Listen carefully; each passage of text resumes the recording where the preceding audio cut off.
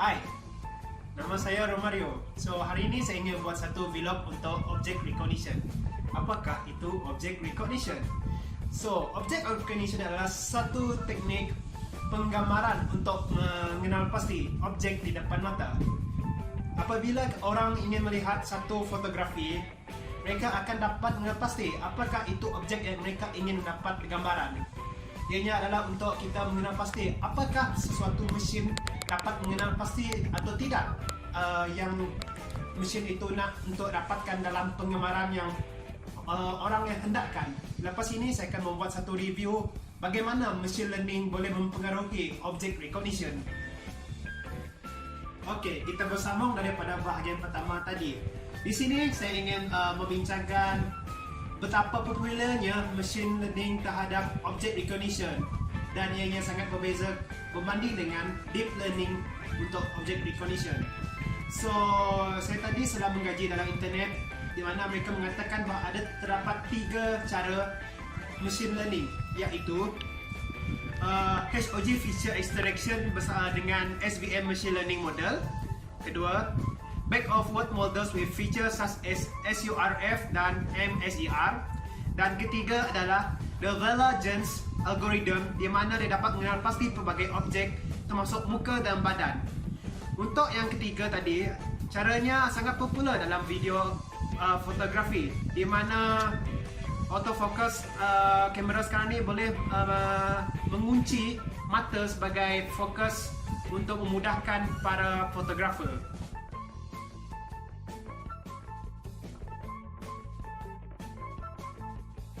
Ini adalah contoh Vela-Jones algorithm untuk kamera di mana mata adalah object recognition sebagai autofocus untuk para fotografer.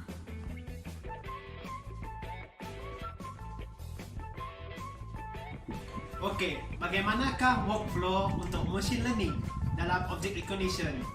So, yang saya dapat baca daripada internet tadi ialah untuk melakukan object recognition adalah menggunakan pendekatan pembelajaran mesin standard di mana mesti memulakan dengan koleksi gambar ataupun video dan pilih ciri yang relevan terhadap setiap gambar. Lalu sebagai contoh, algoritma tersebut akan mengekstrakkan ciri yang terdapat dalam gambar dan sudut berlainan akan dapat dibezakan melalui kelas dan dalam data yang kita perolehi. Ciri-ciri ini akan ditambahkan dalam machine learning di mana mereka akan memisahkan ciri-ciri yang dapat dibezakan dalam kategori yang berbeza.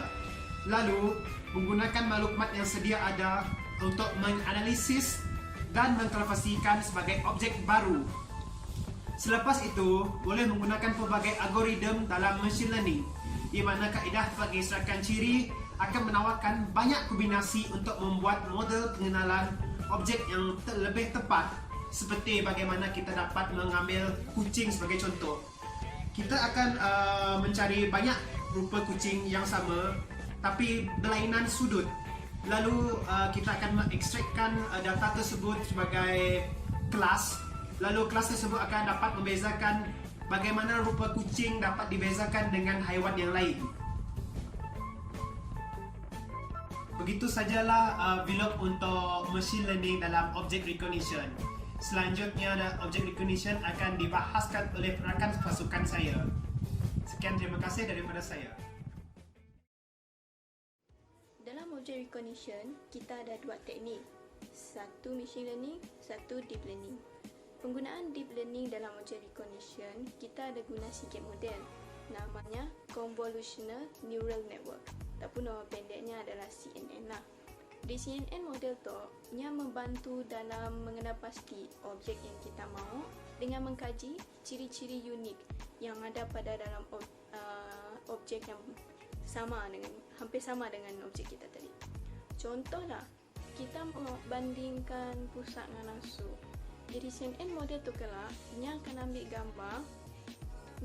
gambar pusat dan asuk dan ia akan kaji ciri-ciri unik yang mula 2 ekor tu berbeza, dan apabila ia dah dapat set of data tadi, ia akan guna data ya untuk mengenal pasti perbezaan antara pusat dengan asuk. Jadi dalam teknik tu kita ada 2 pendekatan. Satu, kita akan latih modelnya dari mula. Kedua, kita hanya guna set yang sudah dipolah orang dan masukkannya dalam model untuk bandingkan objek-objek yang kita ada.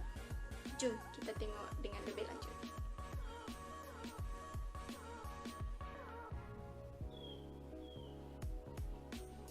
Pendekatan pertama adalah melatih model daripada mula.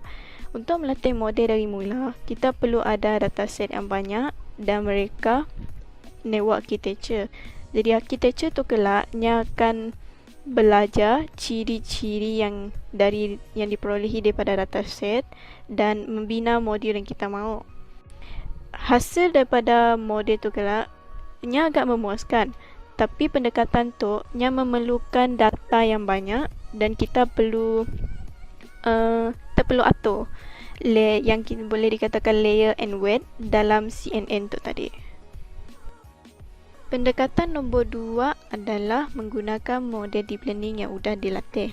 Kebanyakan aplikasi deep learning menggunakan satu kaedah yang dinamakan sebagai pemindahan pembelajaran, iaitu proses yang melibatkan dalam penghalusan model yang sudah dilatih. Jadi kita mula dengan menggunakan network architecture yang sudah ada seperti AlexNet ataupun GoogleNet dan letakkan data baru yang kita tahu kelasnya apa dalamnya. Jadi kaedah tu sangat digalakkan sebabnya menjimatkan masa dan dapat menghasilkan hasil dengan pantas dan kualiti sebab model yang digunakan dah dilatih dengan beribu-ribu data.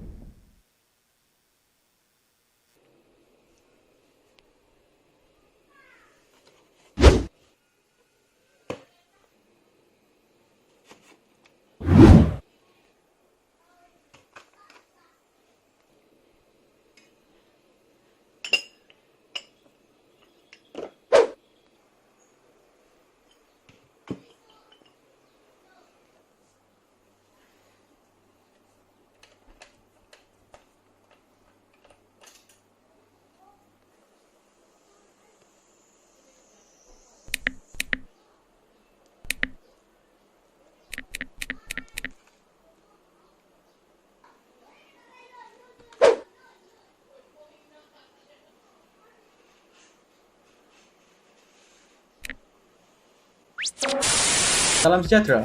Buletin utama 13 November. Saya Dimas Joni dan ini Deep Learning versus Machine Learning.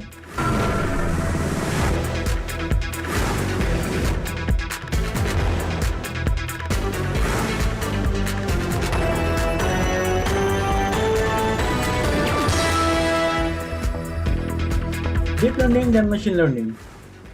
Kedua-duanya mampu memberi kaedah untuk melatih sesuatu model dan mengklasifikasikan data. Perbezaan utama antara Deep Learning dan Machine Learning ialah cara data tersebut dibentangkan ke dalam sistem.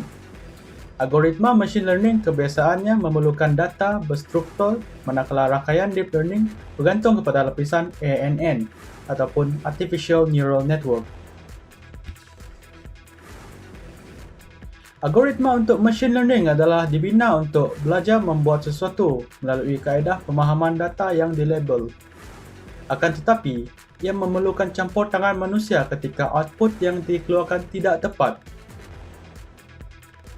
Deep learning pula tidak memerlukan campur tangan manusia tersebut kerana nested layers di dalam rangkaian neural meletakkan data melalui hierarki konsep berlainan yang seterusnya mampu belajar melalui error tersendiri.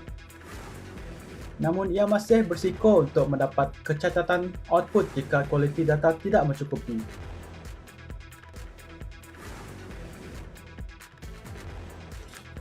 Untuk bab kos, Deep Learning memerlukan perbelanjaan lebih banyak berbanding Machine Learning. Ini kerana Deep Learning memerlukan grafik card yang kuat dan data gambar yang dilabel yang sangat banyak. Graphic card yang kuat ini akan membantu mengurangkan masa untuk melatih model yang diperlukan. Jika anda tidak mempunyai graphic card yang kuat dan data yang banyak ini, anda masih dapat menggunakan kaedah machine learning. Sekian buletin malam ini. Terus patuhi SOP dan sama-sama kita tingkatkan usaha bendung penularan COVID-19. Salam hormat dan selamat malam.